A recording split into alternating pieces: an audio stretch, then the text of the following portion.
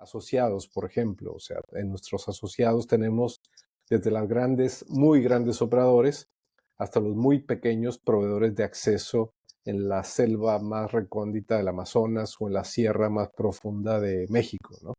Entonces, no defendemos entidades, sino que defendemos nosotros principios técnicos de Internet.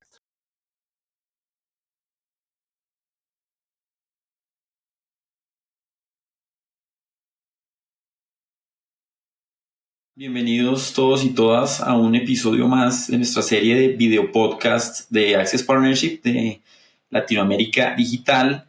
Hoy nos acompaña una persona muy importante en la región, en los temas de conectividad, Oscar Robles Garay, quien dirige LACNIC aquí en la región.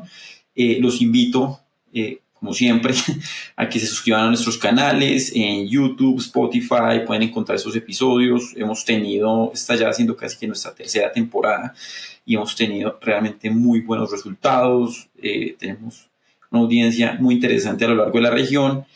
Ya saben que nos pueden buscar en nuestra página, en nuestros correos, en LinkedIn, nos pueden enviar preguntas si quieren que desde LACNIC o desde Access Partnership les ayudemos a entender y hablar más de estos temas.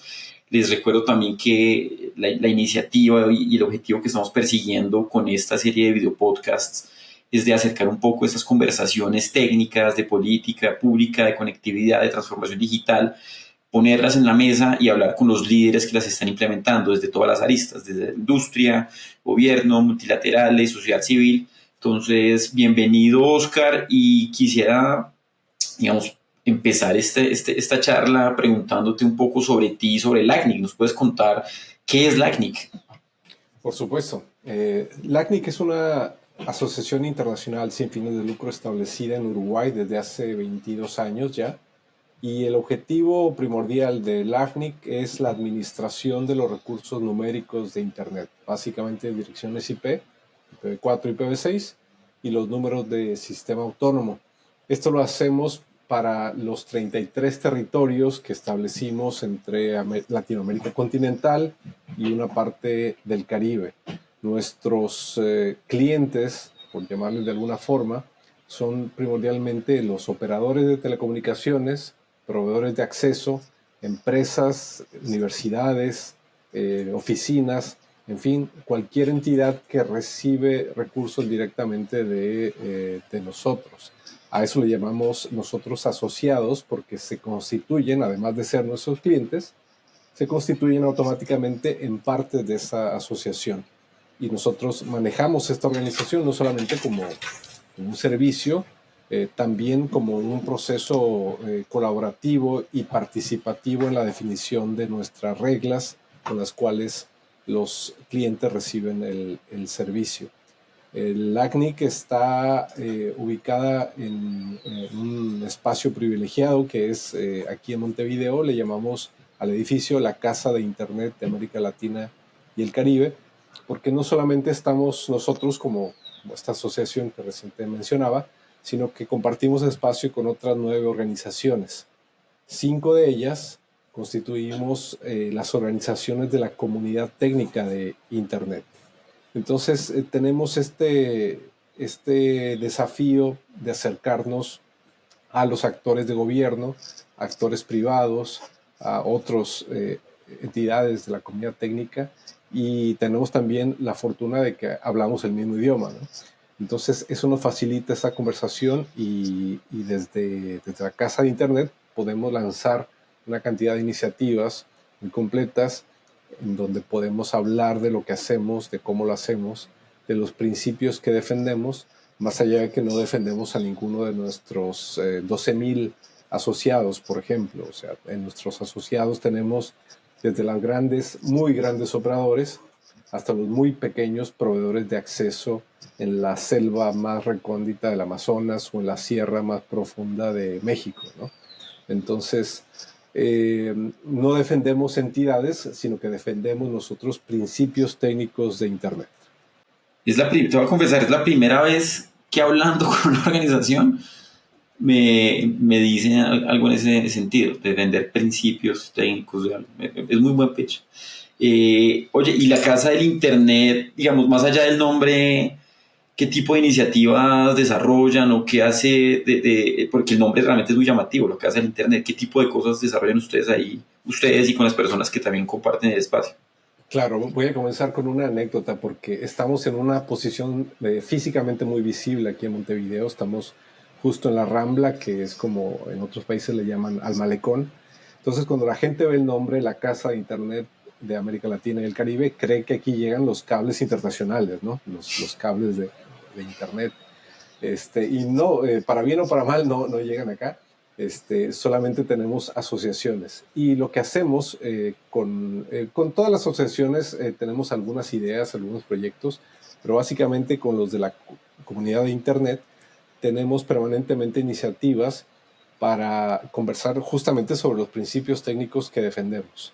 Entonces, tenemos de pronto sesiones con los reguladores, hay asociaciones como Regulatel, que justamente este año se reunieron hace un par de meses aquí en Montevideo y aprovechamos para invitarlos, que conozcan cada una de las asociaciones, su rol. Algunas de ellas las conoces, Internet Society, ICANN, que son sus oficinas regionales, están acá. No están completamente acá, pero tienen su oficina regional.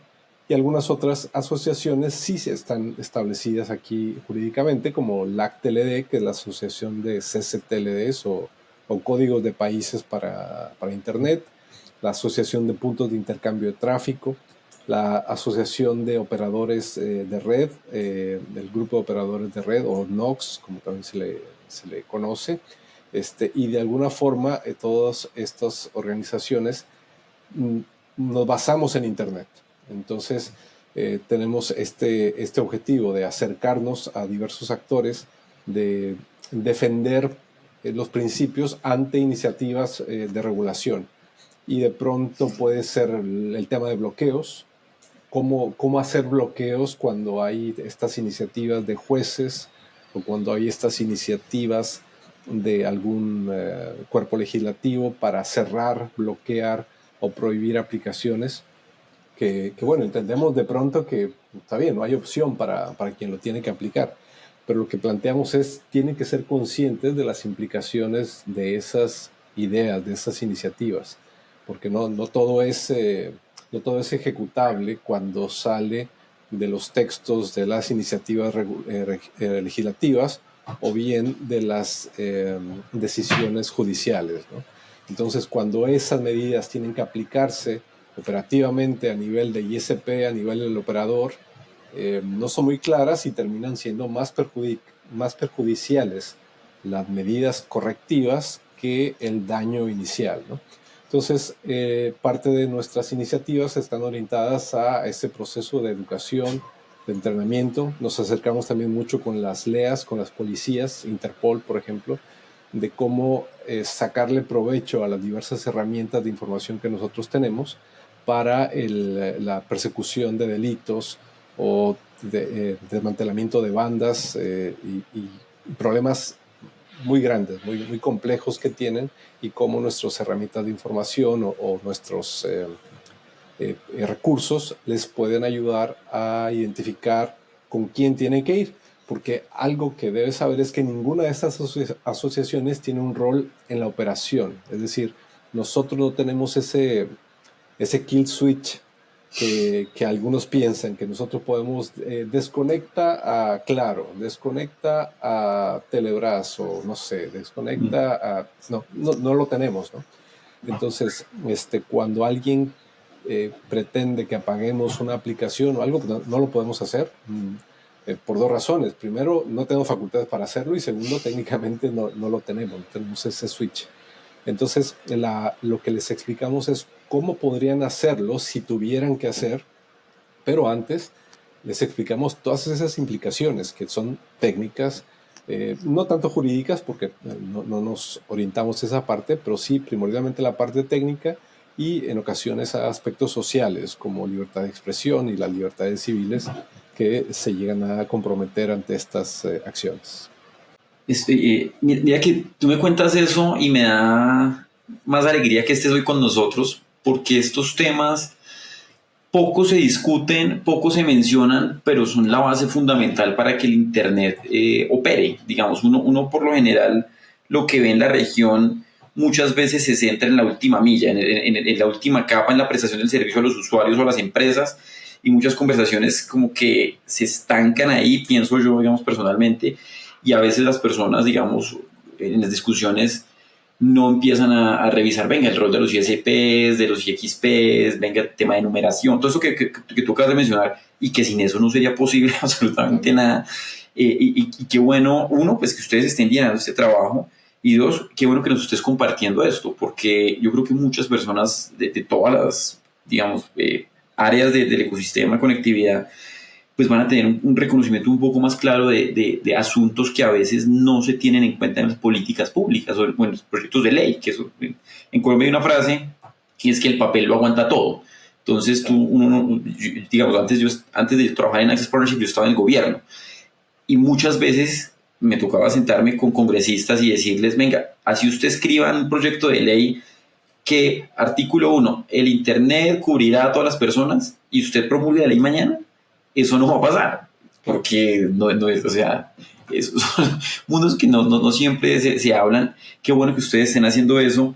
Y hablando un poco de este tema de la conectividad, ¿tú cómo estás viendo esa situación ahorita en Latinoamérica? Tú ya mencionaste aquí unos asuntos que ahorita si quieres hacemos doble clic, pero en términos generales y como para marcar como un primer mapa, ¿cómo ves tú el tema de la conectividad? ¿En dónde crees que nos estamos quedando un poco rezagados? Y el Internet, digamos, ¿qué retos está teniendo hoy 2024? Bueno, como se dice coloquialmente, creo que estamos poniendo la carreta enfrente de la yunta, pues enfrente de los animales, ¿no? Para ser breves, pero de esto podemos conversar mucho. Y déjame empiezo con algunas ideas. Primero, el desafío de conectar al 40% de la población viene complicado porque justamente a los que tenemos que conectar no son los que tienen un mejor eh, nivel adquisitivo o una mejor adaptación a la tecnología o acceso a la tecnología. Son básicamente los países densamente poblados, con baja penetración, que tienen bajo nivel de desarrollo, o personas desconectadas en los países desarrollados, pero que se encuentran en las zonas de difícil acceso. O bien las personas desconectadas en los países en desarrollo que se encuentran en zonas de muy baja densidad, en pueblos aislados, pero lo que comparten todos ellos es que no son caso de negocio. Ninguno de esos tres son un caso de negocio para los grandes operadores. Entonces, acá lo que nos tenemos que preguntar es, ¿y quién estableció este modelo de negocio como el único modelo de negocio aceptable, ¿no? Bueno, la verdad es que lo hicimos todos, ¿no? No podemos culpar a los reguladores de aquel entonces.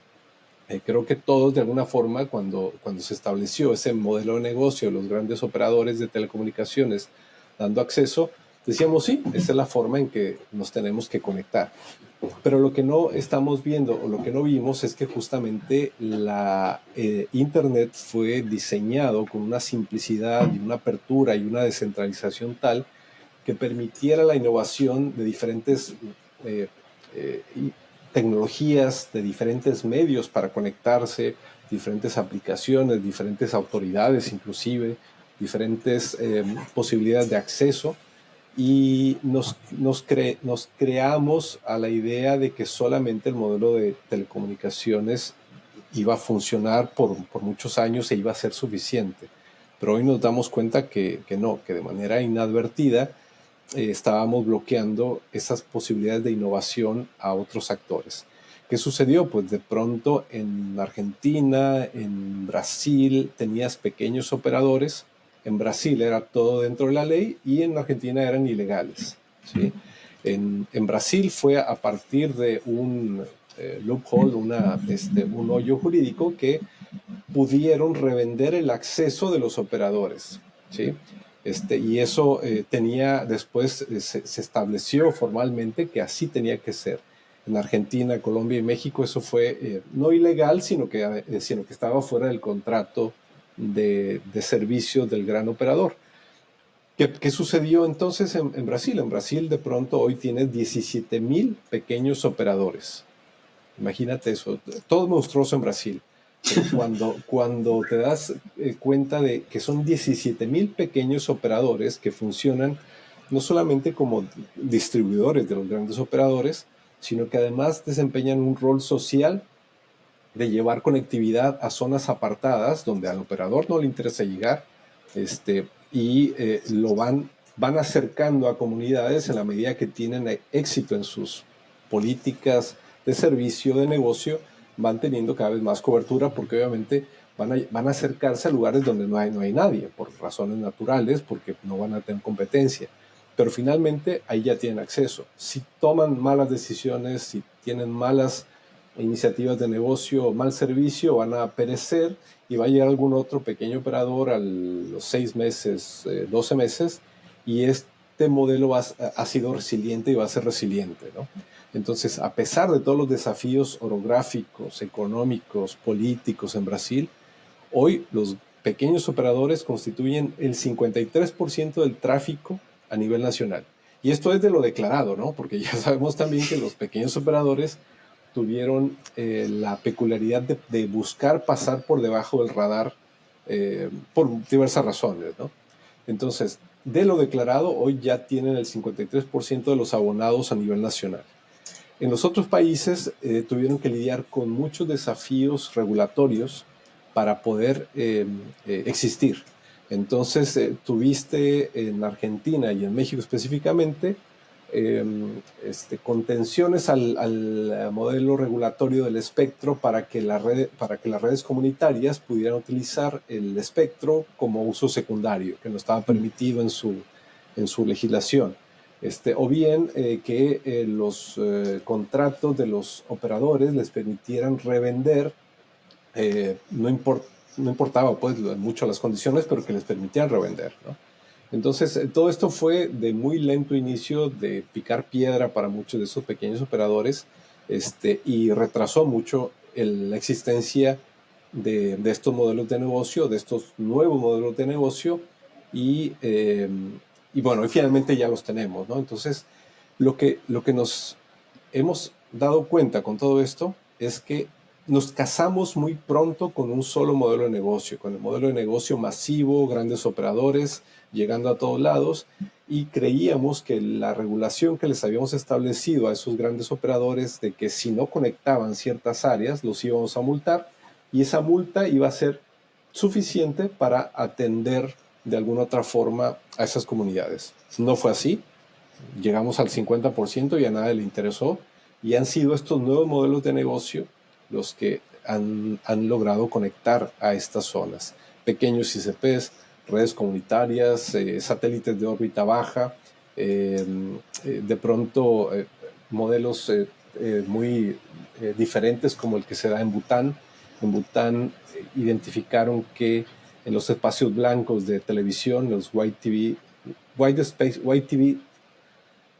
Spaces, perdón, pueden utilizar esas frecuencias de órbita baja,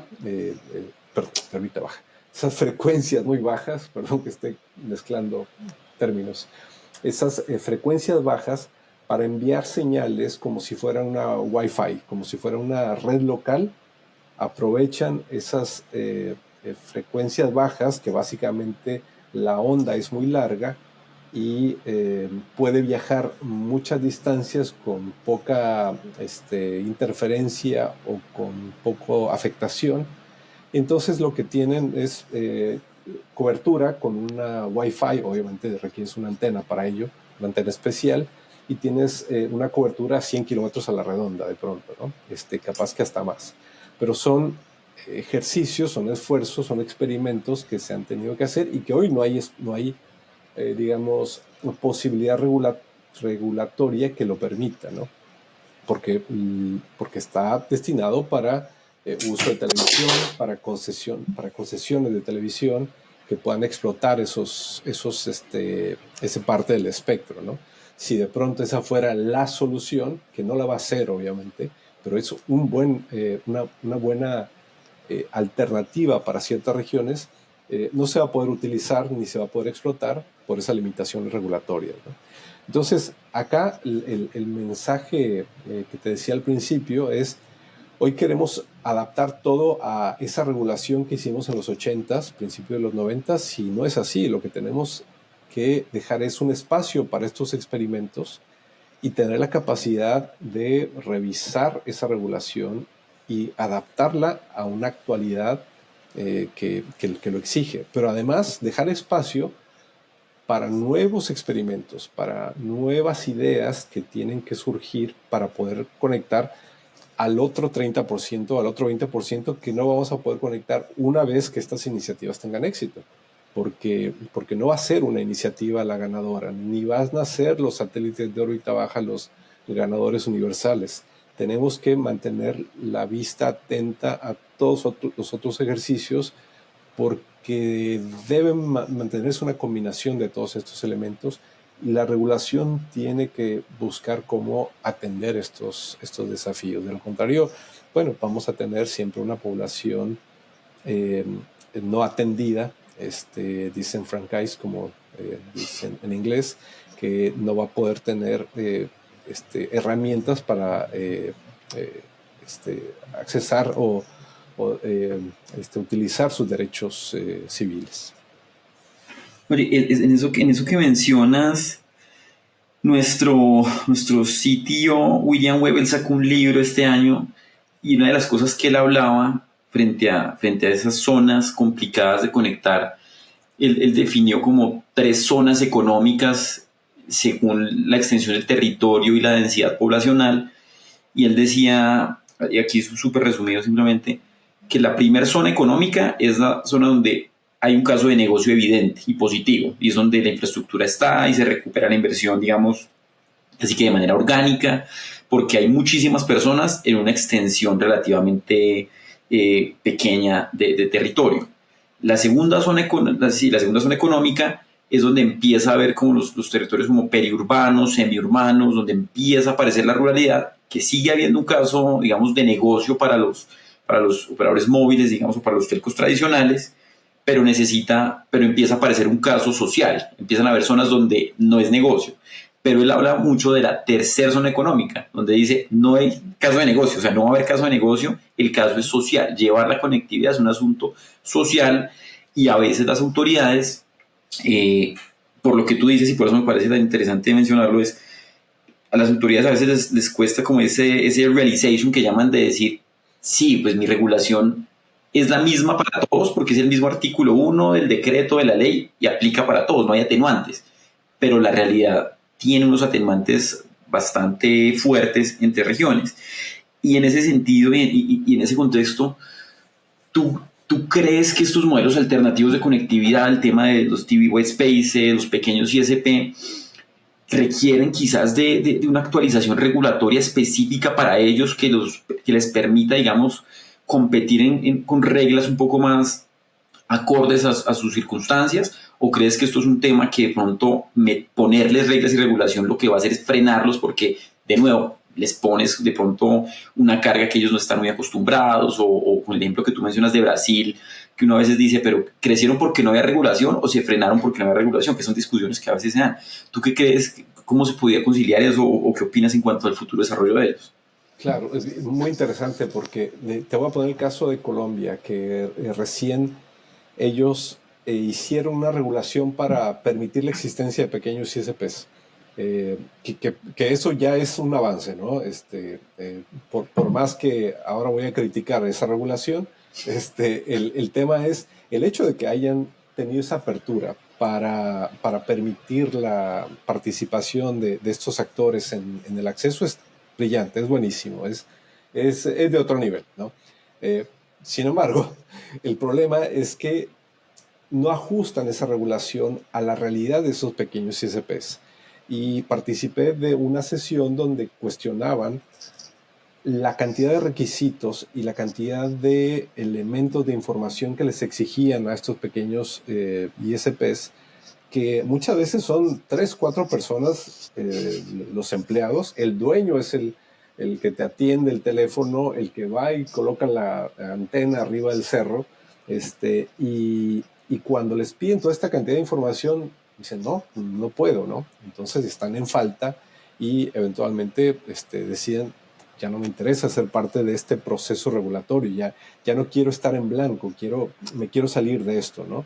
le platican al amigo, ¿cómo te fue? No, muy mal, porque mira, te piden eso, te piden lo otro. Entonces, algo que pintaba ser de avanzada, una regulación de avanzada, finalmente, por la manera en que está operativizada o implementada, termina siendo inoculando a estos pequeños operadores. Ya no les agrada y muy probablemente no van a regresar. Entendí que había apertura pues para ajustar esas requerimientos informativos, pero el mensaje es ese. El mensaje es, sí, tienen que adaptar la regulación a todas estas ideas, pero no solamente a estas, sino a las que van a venir. No sé cómo se debe hacer eso, sobre todo en un entorno tan politizado y radicalizado políticamente como es nuestra región, donde se pierde el tiempo en discusiones que no nos aportan absolutamente nada en cuestión de este tipo de aspectos, y donde se tendrían que efectivamente estar revisando estos mecanismos de manera continua. No veo cómo, a pesar de todo ese rezago regulatorio, estas iniciativas puedan surgir. La verdad no me imagino, ¿no? El problema es que hoy ya está esa regulación que impide utilizar el espectro para estos otros usos o para el uso secundario. Pero básicamente el mensaje sería ese, o sea, si hay alguna manera de prevenir que la regulación se adapte a futuros usos, sería importante irlo pensando, irlo haciendo, de tal manera que no se requiera estar actualizando la regulación cada vez que surge una innovación de estas. Entiendo que es difícil, para eso hay estos nuevos modelos regulatorios, sandbox que le llaman, que facilitarían un poco el identificar estos modelos nuevos, pero nuevamente me parece que para eso se requiere mucha disposición regulatoria y mucha sensatez política, algo que hoy en nuestros países me parece que escasea significativamente, ¿no? De acuerdo. Y nosotros, eso que mencionas de los pequeños ISPs, yo en mi vida pasada lo viví muy de cerca y realmente, y tienes toda la razón, yo creo que muchas veces, y en Colombia pasa, pero creo que en varios países de la región lo he visto, y es que el diseño de las políticas y las regulaciones, por ejemplo, en temas de conectividad, se da de una manera, pero al final, cuando miras digamos, los marcos generales que deben cumplirse con la regulación, por ejemplo, en asuntos de competencia,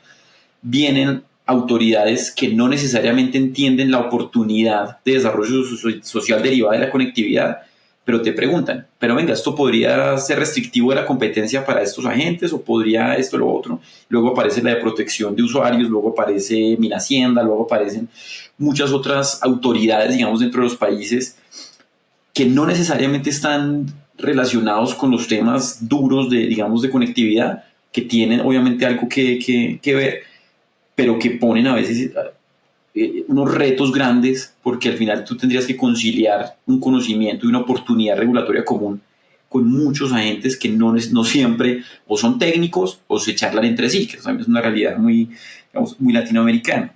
Y también como en esa línea, y tú hablabas del tema de modelo de negocio, y ese es un tema que hoy me está llamando mucho la atención. ¿Tú crees que hoy el hecho de que lo que importe sea el Internet y no necesariamente algunos otros servicios de conectividad está desafiando mucho el modelo de negocio en general de las telcos? O sea, que las grandes, las pequeñas, medianas, ya, y te lo voy a poner de una manera más concreta y más sencilla. En el pasado, y simplemente a modo de ejemplo, uno requería de pronto su celular o su dispositivo móvil para hacer las llamadas de voz y mandar mensajes de texto, y luego es que lo usaba para navegar en Internet, pero eran usos, digamos, distintos y habían como modelos de negocio distintos y complementarios. Hoy la realidad en gran parte de Latinoamérica es, la gente quiere ese Internet. Ya las personas, tú les dices, quiere mandar un SMS, y mi hermano no sabe qué es un SMS. O sea, como que todo es Internet. Claro. ¿Crees tú que ese cambio, esa migración, está retando los modelos de negocios tradicionales, convencionales de los telcos en Latinoamérica? Sí, totalmente. Y me das pie para 2 o 3 conversaciones, pero déjame primero Te recuerdo una anécdota que estoy seguro que a muchos de los que nos escuchan y a ti incluido les pasó. Diciembre, las fiestas de diciembre, estás en la cena navideña, quieres mandar un SMS y no se podía porque la red estaba saturada. ¿Y cuánto nos costaba mandar ese mensaje? Una millonada para lo que cuesta hoy mandar un WhatsApp o un Signal o un Telegram o no sé qué usen los chicos ahora, ¿no? Era una millonada, era un peso un mensaje comparado con, no sé, lo que te cuesta hoy es una fracción de una fracción de todo el acceso mensual, ¿no? Entonces, creo que se quedaron muchas empresas con esa idea de que lo valioso eran ese servicio de teléfono y del SMS y no han entendido esa lenta, pero a mis ojos evidente, migración, paulatina migración a un modelo basado en los datos son los que mandan. Y no solamente los datos, las aplicaciones, ya no diría ni siquiera los datos, capaz que sí, los datos, ¿no? Pero en el contexto de qué es lo que valoran los clientes, las personas, son las aplicaciones.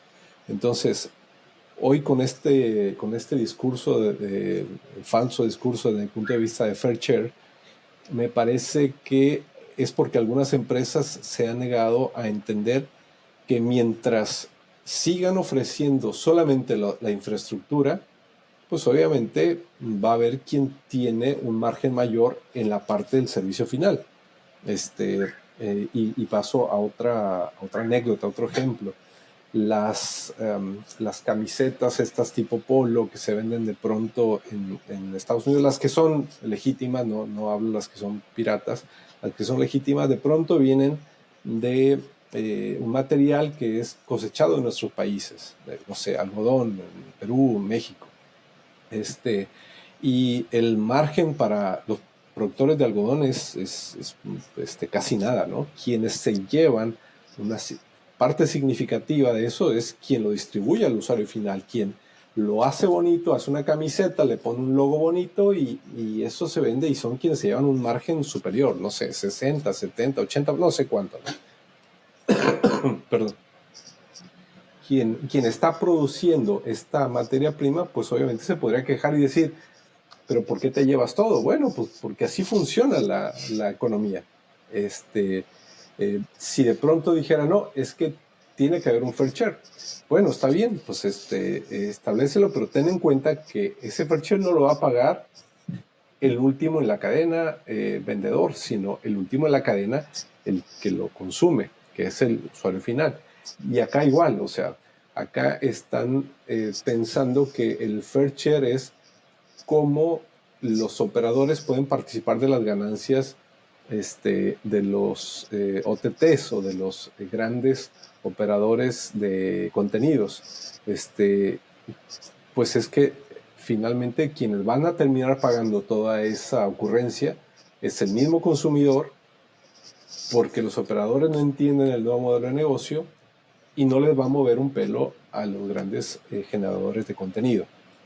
Y sí, va a tener un impacto significativo en el resto, 99.9% de los generadores de contenido que no somos Facebook, que no somos Netflix, que no somos YouTube y que estamos peleando para que nos escuchen. Ustedes, nosotros, cualquier generador de contenidos de a pie, pues, que no somos una corporación, que somos, en el mejor de los casos, nosotros una asociación sin fines de lucro, pero miles y me atrevería a decir millones de entidades que quieren publicar su contenido de manera legítima no tendrían por qué estar pagando o no tendrían por qué tener acceso a una internet de segunda categoría por el hecho de que no pagaron, ¿no?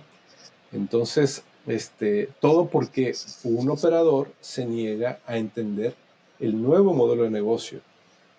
Y en Europa tienen ese desafío, pero en el Caribe es todavía más complicado. En Europa al menos tienen una región bastante delimitada, digamos, toda es explotable, y entiendo que los operadores ahí tienen un desafío importante. por el mismo problema, que no han entendido el nuevo modelo de negocio. En el Caribe podría ser un poco más cuestionable las razones, porque ahí sí tiene un desafío todavía más complejo, porque son zonas completamente apartadas, muy baja densidad de población, con muy poco acceso a la tecnología en la mayoría de los casos. Hay algunas excepciones, como siempre, pero encima de todo, diferentes jurisdicciones económicas y políticas. Ahí podríamos pensar de efectivamente cómo hacer para que los operadores no mueran, o cómo hacer para que efectivamente participen de manera adecuada de los beneficios, pero también de las pérdidas, ¿no? Porque eso de participar de los beneficios siempre es como, pues esto es un impuesto, ¿no? El Estado nunca participa de cuando uno pierde, participa de cuando uno gana. Entonces, si no vas a llamar fair share, pongámosle un nombre justo, un impuesto al acceso, un impuesto a los contenidos, o un impuesto a los grandes contenidos. Si va a ser solamente a los grandes contenidos, eso me tranquiliza más, porque entonces, primero, tiene el nombre adecuado, son solamente los grandes contenidos, y nosotros vamos a seguir teniendo acceso a poder distribuir nuestro acceso. Pero en la medida, pues, que le llamemos las cosas como son, que los operadores entiendan que esto ya no es más de una tecnología básica de llamada telefónica, creo que podemos empezar a identificar soluciones más efectivas y sobre todo más sostenibles. No, 100% de acuerdo, y nosotros sacamos un paper con Fernando Borjón el año pasado analizando un poco ese tema de fair share desde varias perspectivas. Entonces creo que es una discusión que, bueno, en Latinoamérica, estuve en México hace poquito y todo el mundo está hablando de eso, para bien, para mal, no sé, pero es el tema, digamos, central ahorita en los temas de conectividad. Entonces creo que es muy válido eso que mencionas. Y de cierta manera, antes de hacerte quizás la última pregunta, nosotros también vimos y hemos trabajado mucho un tema asociado con ciertos agentes del mercado han tendido a decir que las redes sociales o las plataformas son un uso meramente ocioso del Internet. Y hay de hecho estudios, yo conozco varios, que lo colocan en sus escalas o en sus semáforos de uso de Internet, dicen, y lo ponen en rojo así chillón, como si fuera un tema terrible. Dicen, no, mire, las personas el tráfico a YouTube, a X plataforma, lo que sea, eso es un uso súper ocioso. Y nosotros estuvimos haciendo varios estudios, digamos, para varios clientes y eso, y nos dimos cuenta que América Latina, a diferencia de otras regiones, temas como el comercio electrónico, las transacciones, por ejemplo, de incluso el comercio informal y el tema de generación de contenido a través de estas plataformas es súper importante y es casi que una economía, digamos, en sí misma. Y hay muchísimas empresas, muchísimas personas en zonas, digamos, que promueven el turismo, es a través te digo cualquiera, de Instagram, de TikTok, porque ellos no tienen el nivel de sofisticación para decir, voy a hacer una página web, un landing page, ni siquiera saben qué es eso, pero tienen su Instagram, suben sus fotos y saben que la gente llega ahí y cobran a través de un WhatsApp o hacen una transferencia con X o Y plataforma. Y nosotros nos dimos cuenta que hay una gran contribución, digamos, de valor económico y social derivada de eso, pero estamos en plena transición a que eso redunde, digamos, en beneficios, más allá de que uno se mete y vea un meme o dos o lo que sea al día. Entonces creo que lo que tú dices converge mucho en ese punto de la generación de valor sobre el Internet y cómo eso, digamos, ha cambiado y está cambiando en la región. Y pues, de nuevo, agradeciéndote muchísimo por tu tiempo que se fue volando y agradeciéndote por el esfuerzo que están haciendo y el trabajo que ustedes hacen desde el ACNIC, que me parece súper interesante. Yo me he cruzado varias veces con ustedes en eventos y cosas, por eso los quería invitar. Te quisiera hacer como la última pregunta en el sentido de, ¿tú qué esperas que pase en América Latina de ahorita a 2028, 2030, lo que queda de esta década? Yo sé que eso en América Latina eso es casi que... Aquí no estamos acostumbrados a pensar en el mediano plazo, ni en el largo plazo, pero si de ti dependiera hacer algo y mover cosas para que esto se desarrollara mejor en temas de conectividad, ¿A ti qué te gustaría ver? ¿Qué quisieras tú ver en Latinoamérica de aquí a 2030? Que nos encontramos, tomamos un café y tú me dices, mira, esto es lo que llegamos, 2030, en junio, eso es la situación de conectividad en América Latina. Bien, sí, es complicado. Como dices, en América Latina no hay mucha previsión o planeación. Y yo creo que si fuera algo que yo pudiera mover o evitar en el futuro sería estos proyectos faraónicos que tenemos ocasionalmente o muy frecuentemente en nuestros países. En México desde el 2000 tenemos cada 6 años un gran proyecto nacional de conectividad que obviamente ha fracasado. Claro, cada quien lo va a defender porque sí, conectó a 2% más, a 5% más, a 10% más, pero obviamente no ha sido suficiente y llega el nuevo gobierno, desmantela lo anterior, si es que hay algo que desmantelar, porque casi siempre se desmantela solo, a veces está solo para la foto. El problema es que son inversiones muy importantes, muy significativas, muchos impuestos que se van designados a estos proyectos y que no tienen un impacto permanente o trascendente. Entonces, cuando lanzó el último el gobierno más reciente su iniciativa, decía, ¿por qué otra vez un proyecto faraónico? No han entendido nada. Si lo que quieren es hacer un frente al gran incumbente, no tienen que hacer otro monstruo. Lo que tienen que hacer es, pues, algunos actores que puedan hacer el modelo de negocio suficiente para conectar los que faltan y aplicarle medidas diferenciadas al monstruo. O sea, quieren resolver dos problemas con una sola medida y no terminan resolviendo ninguno de los dos. Entonces, va a resultar contraproducente toda esa medida. No dudo que en otros países haya esfuerzos similares de grandes proyectos que son financiados significativamente los primeros 2-3 años, por alguna razón no tienen éxito y se mueren, ¿no? Entonces, me gustaría que eso dejara de existir, me gustaría que pensaran más en soluciones más resilientes, en soluciones más sostenibles, que piensen que esto ya no es con grandes monstruos de conectividad, sino que lo que necesitan es generar muchos pequeños agentes que tarde que temprano se van a empezar a consolidar, los mejores, los más eficientes, los que mejor identifiquen zonas, pero no veo una forma diferente que pueda tener éxito.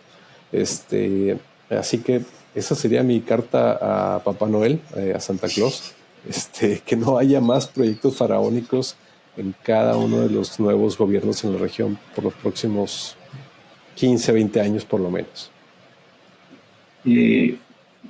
Muy interesante tu enfoque y de nuevo, Oscar, muchísimas gracias a ti, a todo el equipo de LACNIC, a toda nuestra audiencia. Pues espero que hayan disfrutado este episodio tanto como yo. Creo que lo van a disfrutar porque ha sido muy interesante. Los invito de nuevo a que se pongan en contacto con Oscar, con LACNIC, con nosotros para hablar de estos temas y pues a que se suscriban a nuestros canales, que ahí siempre quedan todas nuestras temporadas y nuestros episodios totalmente disponibles. De nuevo, muchísimas gracias y nos vemos en otro episodio.